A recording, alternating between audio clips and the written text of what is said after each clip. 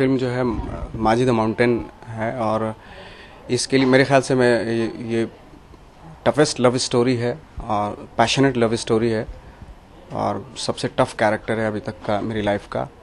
और physically mentally इसलिए है कि क्योंकि एक आदमी 22 साल तक एक प्यार के लिए कैसे पहाड़ तोड़ सकता है। ये जो सोच है ये बहुत टफ है और इस सोच को अपना के आप जब काम करते हो तो डेफिनेटली उस जगह पे जाना कि एक इंसान ऐसा था उसको पकड़ना बहुत मुश्किल काम है। उस ब्रेन को पकड़ना, उस माइंड को पकड़ना कि कैसा माइंड दिमाग रहा होगा उस आदमी का जिसने 22 साल तक कंटिन्यूस सर्दी गर्मी बरसात में पहाड़ तोड़ता रहा 22 साल तक।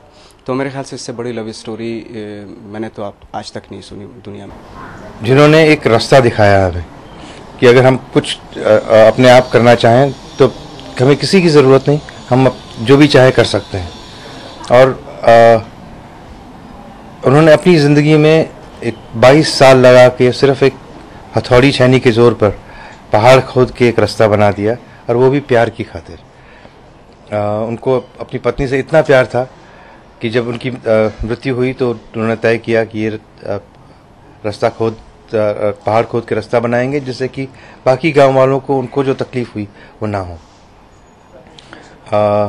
उनके देहांत पे आज से 6 साल पहले जब कुछ न्यूज़ रिपोर्ट्स आए थे उनके ऊपर तो पढ़ के ही ताज्जुब हुआ था, एक अजंबा लगा था और एक बहुत ही इंस्पायरिंग कहानी लगी थी और इसीलिए ये तय किया कि इसके ऊपर फिल्म बनानी चाहिए और सारी दुनिया के साथ इसे शेयर करना चाहिए।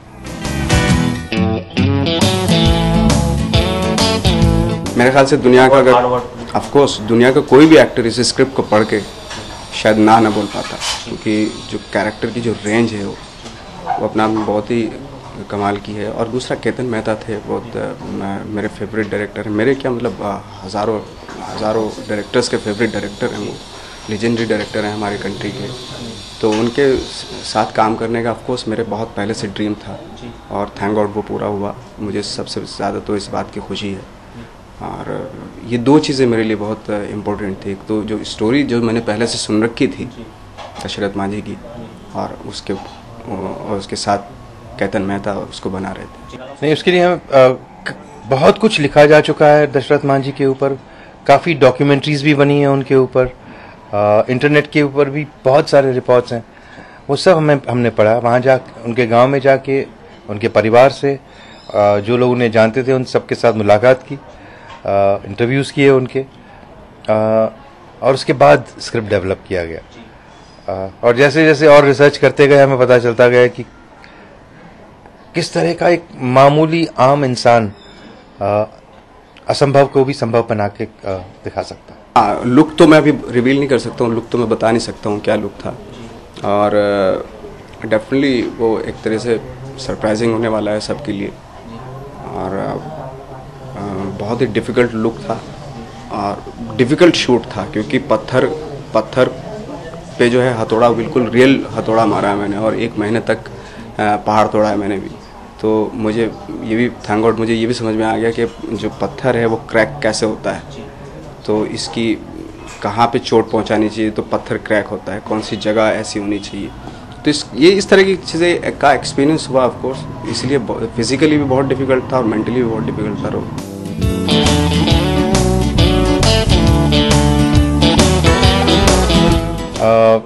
जब मैंने पहली बार पढ़ा तो 2007 में जब उनका देहांत हुआ तब उनके बारे में पढ़ा। उस वक्त मैं एक फ़िल्म बना रहा था रंग रसिया, उसके ख़त्म होने के बाद 2010 से इस फिल्म के ऊपर काम करना शुरू किया और फाइनली अब ये फिल्म तैयार है। ऑफकोर्स रियल लाइफ जो कैरेक्टर होते हैं वो ऑफकोर्स फिल्म में उन्हीं कैरेक्टर्स के ऊपर बनाई जाती है। बहुत इंस्पिरेशनल जो कैरेक्टर होते हैं उनके ऊपर ही ज़्यादातर फिल्मिंग करते हैं लोग।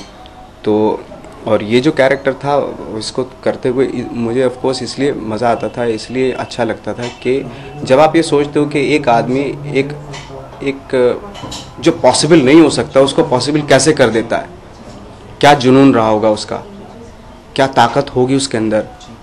एक पतला दुबला सा आदमी और इतने बड़े माउंटेन को 22 साल में सिर्फ एक छोटे से छीने और हथौड़े से तोड़ देता है। तो सोचो उसके दिमाग में क्या चल रहा होगा। वो इतना डिफ़िकल्ट है उस माइंडसेट में जाना, उस दिमाग को पकड़ना इतना डिफ़िकल्ट है के मैं बता नहीं सकता, इसलिए उसको करने में बहुत मज़ा आया।